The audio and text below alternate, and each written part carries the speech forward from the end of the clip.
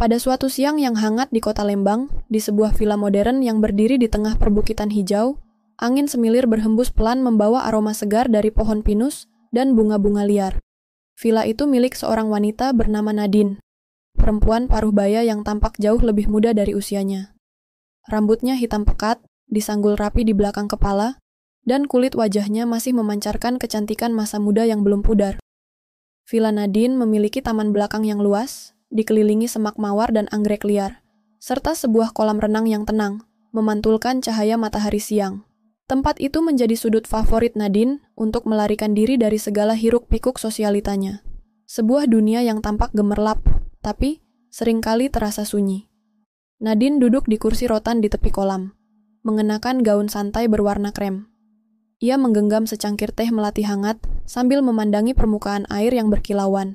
Suara alam dan gemericik air kolam menjadi satu-satunya musik pengiring saat itu. Hampir setiap siang, sejak beberapa bulan terakhir, Nadine kerap melihat seorang pria muda yang bekerja sebagai tukang taman di villa itu. Namanya Arga. Usianya mungkin baru menginjak akhir 20-an. Tubuhnya tinggi, kulitnya kecoklatan karena sering terpapar matahari, dan wajahnya tenang namun bersahabat. Arga bukan hanya merawat tanaman dengan cekatan, tetapi juga dengan perhatian yang seolah-olah setiap daun dan bunga memiliki jiwa yang patut dihargai. Hari itu, Nadine memperhatikannya dari jauh. Arga tengah memangkas ranting kering sambil bersenandung pelan. Kaos abu-abu yang dikenakannya telah pudar warnanya, namun justru memperlihatkan kesederhanaan yang terasa menyejukkan. Ada sesuatu dalam sikap tenang pria itu yang perlahan-lahan menarik perhatian Nadine. Bukan karena rupa, tapi karena caranya menyatu dengan alam dan dunia sekitar. "Arga," panggil Nadine. Suaranya pelan tapi cukup terdengar. Pria itu menoleh, sedikit terkejut, lalu tersenyum. "Ya, Bu Nadine? Sudah berapa lama kamu bekerja di sini?" Arga mendekat sambil mengusap keringat di dahinya. "Baru sekitar 5 bulan, Bu. Tapi saya sudah mulai merasa tempat ini seperti rumah." "Begitu ya?" Nadine tersenyum lembut. "Aku juga merasa begitu. Tapi, kadang rumah bisa terasa sepi meskipun tidak kosong." Arga terdiam sejenak, matanya menatap wajah Nadine yang seolah menyimpan 1000 cerita.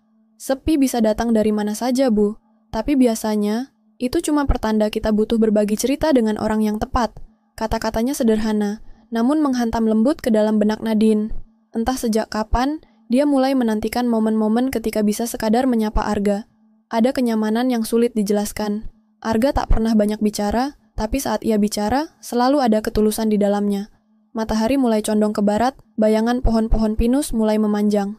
Nadine menyesap tehnya, yang kini mulai dingin. Dalam hening, ia menatap pria muda itu, lalu tersenyum kecil. Untuk pertama kalinya dalam waktu yang lama, villa itu terasa lebih hidup. Hari-hari di villa itu berlalu perlahan namun menyenangkan. Meski kesunyian masih menyelimuti sebagian besar waktu Nadine, kehadiran Arga mulai membawa nuansa baru yang lebih hangat. Seiring waktu, Nadine mulai menyadari bahwa ia lebih sering menunggu sore datang, hanya agar bisa mengobrol sebentar dengan pria muda itu. Sore itu, matahari menggantung rendah di langit Lembang. Langit berubah jingga keemasan, dan hawa sejuk mulai turun menyelimuti taman belakang villa.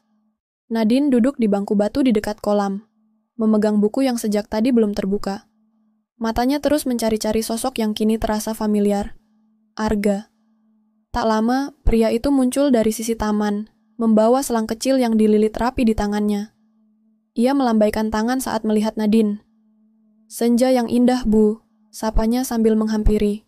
"Indah sekali," jawab Nadine, kali ini dengan senyum yang tulus. "Tapi akan lebih indah kalau ada teman ngobrol." Arga tertawa kecil dan duduk di sisi bangku, menjaga jarak yang sopan. "Apa Ibu sedang membaca sesuatu yang menarik?" "Tidak benar-benar membaca," katanya sambil menatap halaman kosong. "Hanya memegangnya, seolah sedang sibuk." "Kadang kita memang tidak butuh aktivitas, hanya butuh alasan untuk tidak merasa sendiri," balas Arga dengan nada lembut. Nadine menoleh ke arahnya, sedikit terkejut dengan jawaban itu. Arga memang selalu begitu, tak banyak bicara, tapi setiap ucapannya seperti mengetuk sisi hatinya yang selama ini tertutup rapat. "Aku jarang bertemu anak muda yang bicara dengan cara sebijak itu," ucap Nadine. Arga tersenyum, matanya menatap ke arah kolam. "Saya banyak belajar dari hidup, Bu, dan hidup tidak selalu ramah, tapi kalau kita cukup sabar, kita bisa menemukannya bermakna." Diam sejenak. Nadine akhirnya memberanikan diri bertanya, "Apa kamu pernah merasa kehilangan sesuatu yang sangat penting dalam hidup?" Arga mengangguk pelan, namun matanya tetap menatap lurus ke depan. "Pernah, bahkan beberapa kali. Tapi kehilangan yang paling berat adalah kehilangan ibu saya. Itu saat saya masih SMA." Nadine terdiam. Ia bisa merasakan luka yang masih ada di balik ketenangan wajah Arga. "Aku ikut berduka. Pasti sangat berat melewati masa-masa itu." "Iya, Bu. Tapi sejak itu saya belajar satu hal, bahwa kehilangan bukan akhir dari segalanya. Kadang, justru dari kehilangan kita tahu apa yang sungguh berarti." Kata-kata itu menusuk perlahan ke dalam hati Nadine. Ia tidak sedang mendengarkan tukang taman biasa. Arga memiliki kedalaman yang tak ia duga sebelumnya. Senja semakin merambat.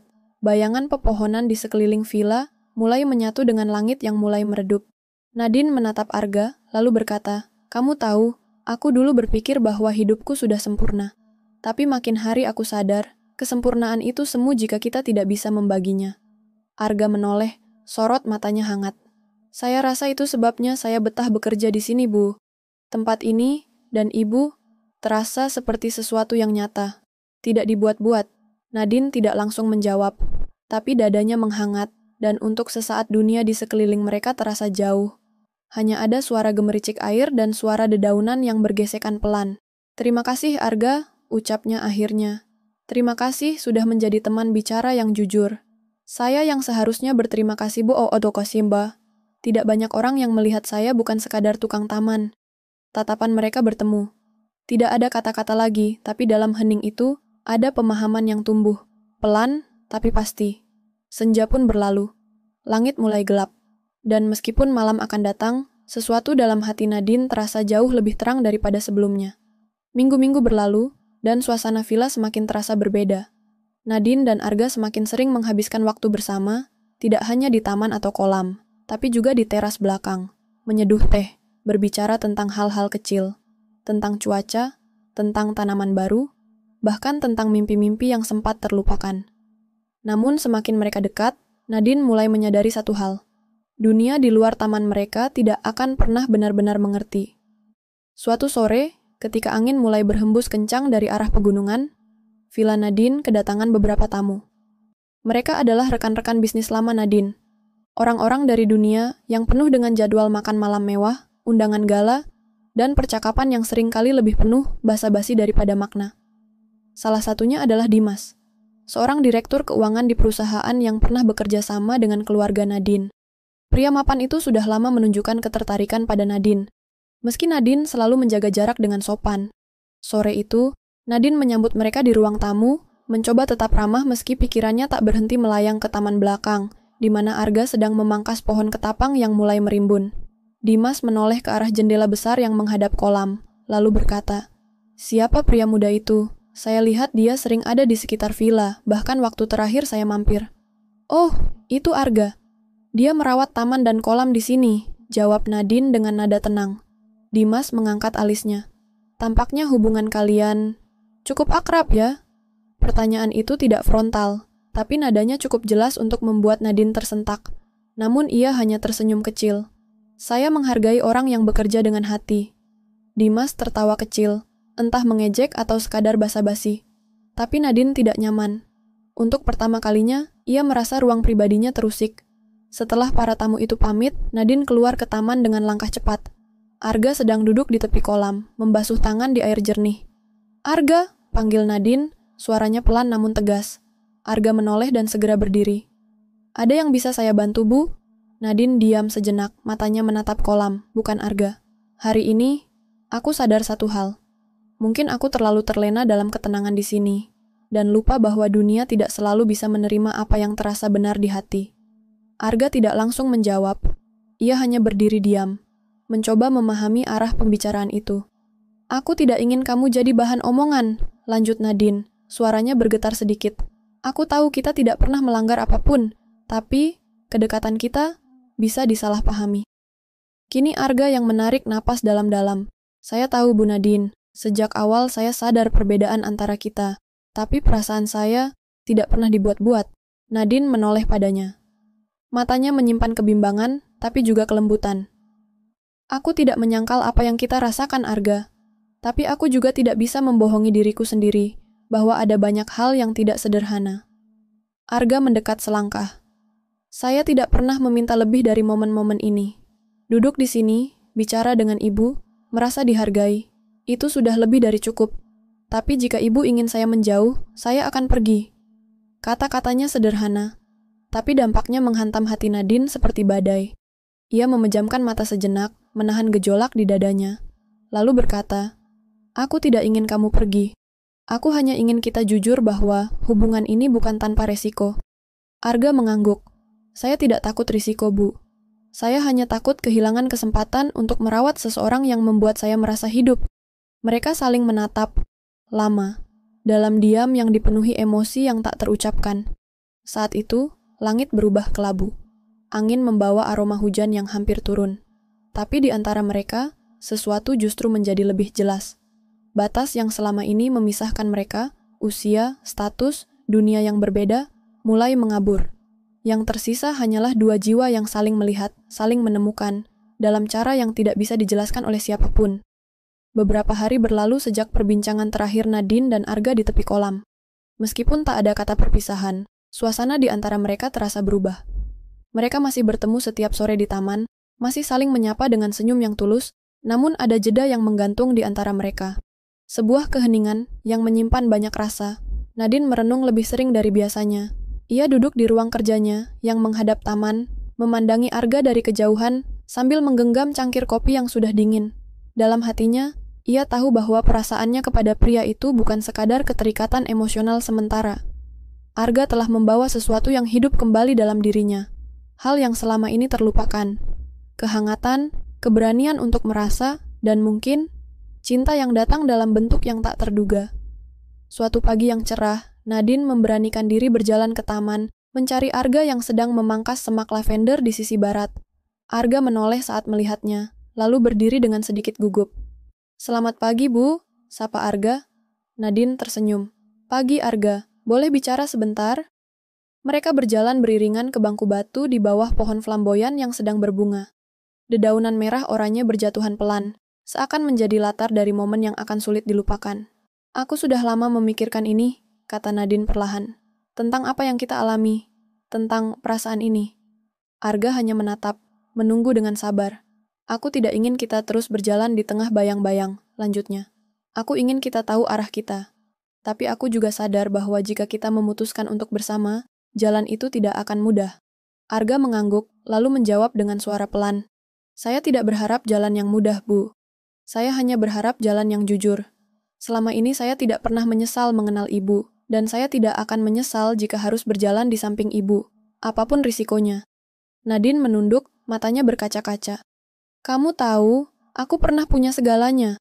Uang, koneksi, gengsi, tapi semua itu terasa kosong. Bersamamu, bahkan ketika kita hanya duduk diam, aku merasa lebih utuh." Arga mengulurkan tangan dan menyentuh punggung tangan Nadine dengan lembut. "Saya juga merasa begitu, Bu Nadine. Tapi, kalau saya boleh jujur, saya bukan siapa-siapa. Saya tak punya latar belakang yang akan diterima orang-orang dalam dunia ibu." "Tapi kamu punya sesuatu yang tidak dimiliki siapapun di dunia itu," jawab Nadine dengan suara gemetar. "Kamu punya ketulusan, dan aku tidak ingin kehilangan itu." Diam sejenak, hanya angin yang berbicara di antara mereka. "Jadi, apa yang ibu inginkan?" tanya Arga akhirnya. "Aku ingin kita hidup dengan jujur, bukan bersembunyi. Aku ingin kita berjalan perlahan, tanpa harus memaksa dunia untuk setuju.